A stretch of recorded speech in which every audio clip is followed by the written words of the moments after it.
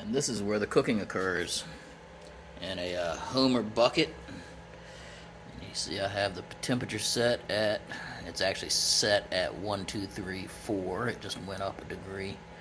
And there's the steak inside below the water. And I shoot for 123 because I am going to hit it in the bacon fat, which will probably raise the temperature a couple of degrees anyway. The product I'm using is called Sancerre, and the very first one of these I bought off of Kickstarter back in 2012 or 2013. So I'm kind of fond of the brand just because I am fond of people who do Kickstarter projects. When this sous vide machine came out, I do not think there were any other in this price range. It cost $200. I think there were some restaurant level $500 or $1,000 or more, but they were only used by specialized chefs. This was before sous vide was a thing at all. So there you go. That's the temperature. I have it set at 1, 2, 3, 4. I'm kind of a numerology guy, so that's one of the reasons. So anyway, you always want to make sure the meat is completely submerged underwater and it doesn't do one of these things where it floats on top. And you can buy weights, but there's water being pushed out on the bottom, which keeps it pushed up against the wall and keeps it from floating. So I don't need any weights on this one. But anyway, in a moment I'll show you how to cook it. So the first thing I'm going to do is cook a pound of bacon. And I'm not going to show you the whole cooking of the bacon because everybody knows how to cook bacon. But as you can see, my slices came apart. So I got these little teeny tiny pieces that came off of that end. The object of the game here is just to get the bacon grease. That's all I care about. Having the bacon is just a bonus. A delicious bonus, but a bonus nonetheless. So, anyway, I need a pound of bacon so that I can brown the steak after it's finished cooking. Because when it comes out of the Ziploc bag, it will have no browning on it because it has seen no flame. So, if you need an excuse to cook a pound of bacon, I don't need an excuse to cook a pound of bacon. I cook a pound of bacon to pass time. So, anyway, I do like to rearrange the bacon, put the outside pieces in the center every once in a while so that they all cook evenly. But, anyway, first step is cook some bacon. And next step coming up, I'll be right back. That's the last of the bacon finishing up there. There's the cooked stuff.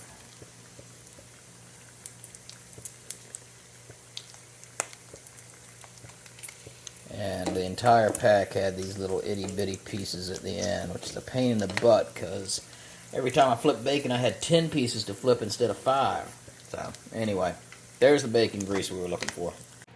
So, getting ready to put a browning on the steak. I wanted to show you what little bit of liquid came out of the steak when I cooked it. This is it, all sealed up in the bag. I'm getting ready to take it out of the bag. And I will grab a paper towel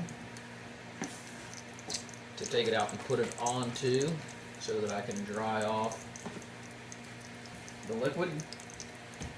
And those 2 paper towels were not enough, so I'll get more. There's more.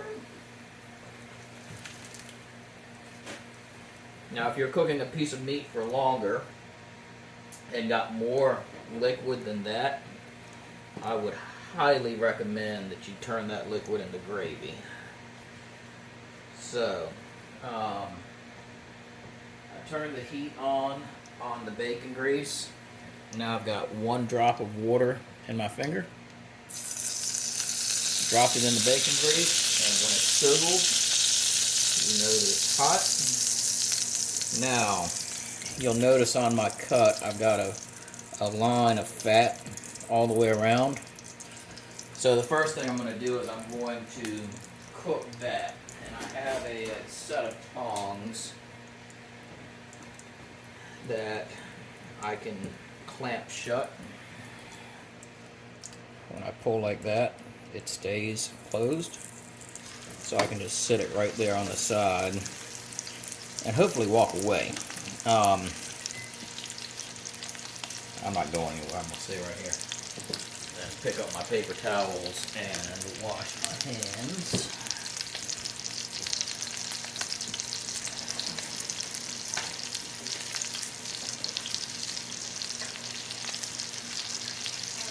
Don't forget to wash your hands, kids.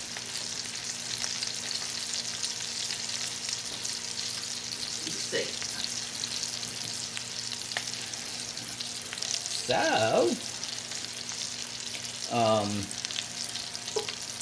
as it's cooking, you can see right on the outside that it starts to show its cook. So I'll let it sit there maybe 2 minutes or so.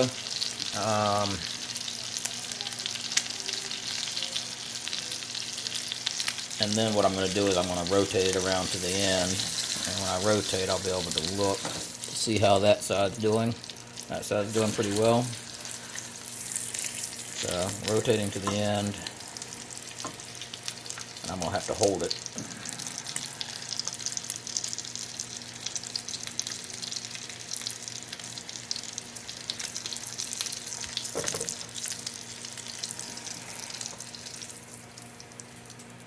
A little bit longer.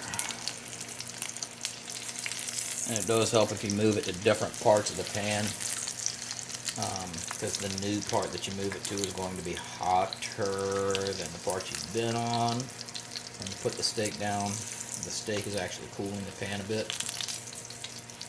So that's how that looks now. Not too bad. So now we're going to go straight in.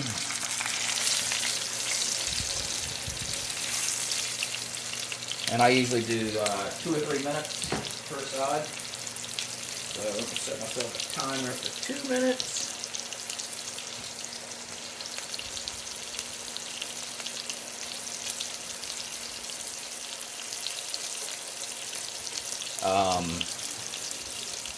So the reason I'm doing this video is because I describe sous vide cooking to people when I'm out and about all the time, and when I do, I always get a bewildered look on their face. They think that it sounds so hard and complicated. But when I brought the meat home from the store, I put salt and pepper on it and wrapped it up in cellophane and threw it in the freezer. So at that point I had put in about 30 seconds of work.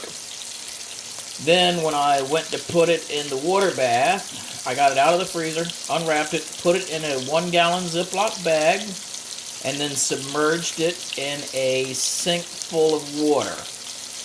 I'm going to say that took me about 2 minutes, so I've got 3 minutes invested now. Then I take it downstairs, put it in my water bath, and walk away. Don't even think about it for 2 hours or so, 3 or 4. You can go longer. The longer you go, the more tender it's going to get. And one of my favorite cuts to do is a brisket or a flank. And the reason why is if you cook the meat for more than 24 hours, collagen turns to liquid. That means you cook one of those tougher cuts. After 24 hours, there's no longer stringy bits that get caught between your teeth because it gets turned to liquid. Liquid that makes incredible gravy. I usually do those 2 cuts of meats for 36 hours. I did this particular cut of meat for about 4 hours. There's my timer. So let's take a look to see how it looks. It looks beautiful. Then I'll flip it over and set the timer for another 2 minutes. Okay? So, back to the timing. Dropped it in the water bath and walked away for about 4 hours. Came back, pulled it, and you've seen what I've done since I pulled it out.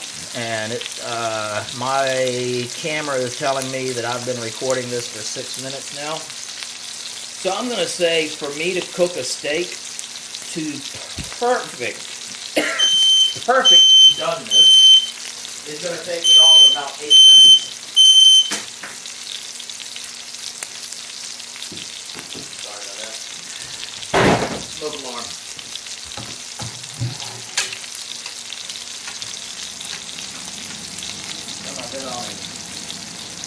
Lights. I should have turned on these lights a long time ago, huh? So anyway, got about 1 more minute on our time.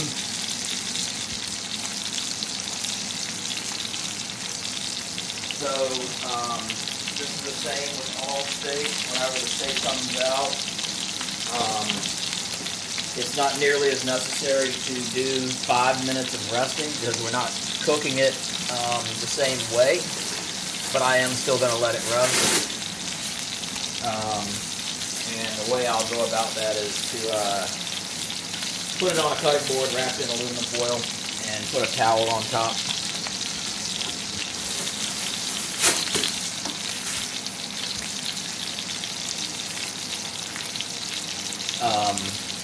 So, like I said, the reason I'm doing the video is because I want people to see how incredibly easy it is to cook by way of sous vide. And because you're cooking in the water bath, the steak will be done to the absolute perfect temperature. You'll never, ever, ever have an overdone steak ever again, or underdone. That's how that looks. Ah, yeah, that looks beautiful.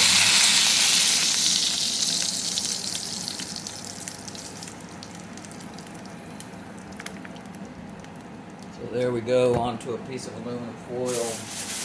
Second piece of foil on top. Tighten it up.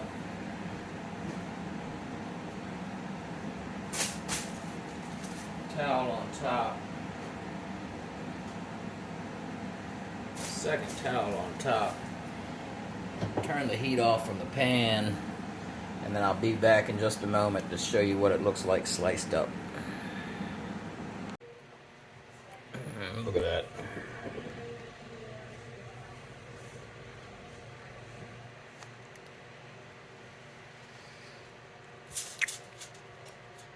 When I first pulled the foil off, I could see juices just running all over the place. So because of that, I'm kind of hesitant to slice right into it. But I think it looks good now. I could pick that thing up and just start chowing.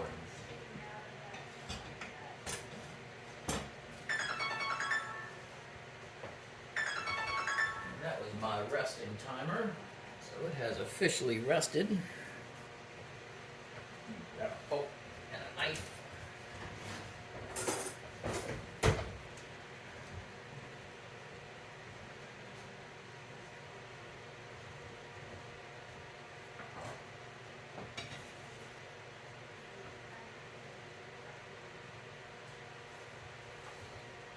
It's one of my favorite knives, Shun.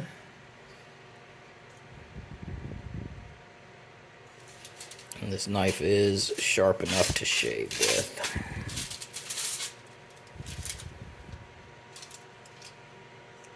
And that's medium rare right there.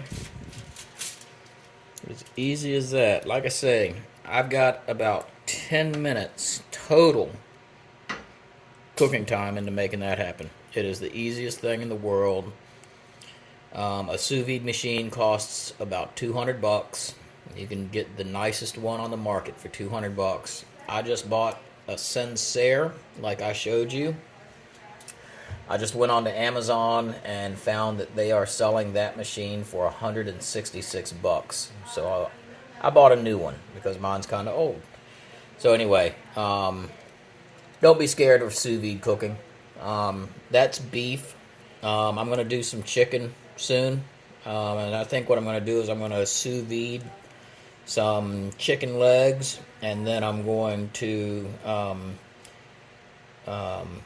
deep fry them. I'm going to put a flour coating on the pre-cooked chicken and then fry it so it'll have a crispy coating on the outside like it was batter dipped and fried from raw. And instead of having to fry it for 20 minutes, I'm only going to have to fry it for 3 or 4. So anyway, look out for that one coming up. And I love you long time.